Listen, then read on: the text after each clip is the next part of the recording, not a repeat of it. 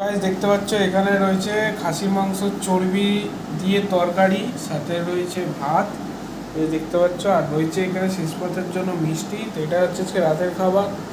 তো চলো বাবা মা খেয়ে নিক, কেন আবার আসবে। হ্যালো গাইস, তো কেমন আছো? তো দেখো চলে এসেছি আজকে দুপুরের একটা খাওয়ার দাওয়ার পর্ব নিয়ে। রয়েছে এখানে ভাত, সাথে রয়েছে ডাল লাউ দিয়ে, তারপরে রয়েছে আলু চিংড়ি মাছ দিয়ে তরকারি, ঢেঁড়স ভাজা। আচ্ছা এখানেও তাই, সেম টু সেম। আর এখানে মায়ের কাছে রয়েছে হচ্ছে খাসির চর্বি দিয়ে তরকারি, এখানেও দেখতে পাচ্ছ সেম টু সেম সমস্ত কিছু প্লেটিং হয়ে গেছে। চলো আমিও খেয়ে নিই, দেন আবার তোমার সাথে ফিরে আসছি। তো গাইস আমি আবারও চলে এসেছি কিছু আরও গ্রসারি আইটেম নিয়ে।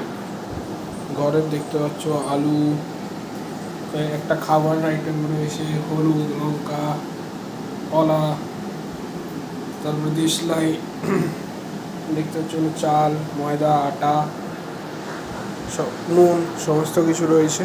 তো এটা একটা ছোট্ট আইটেম ছিল, একটা দেখিয়ে দিল। বাই। হ্যালো গাইস, তো কেমন আছো? দেখতে পাচ্ছ এখানে রয়েছে এতগুলো পাউরুটি।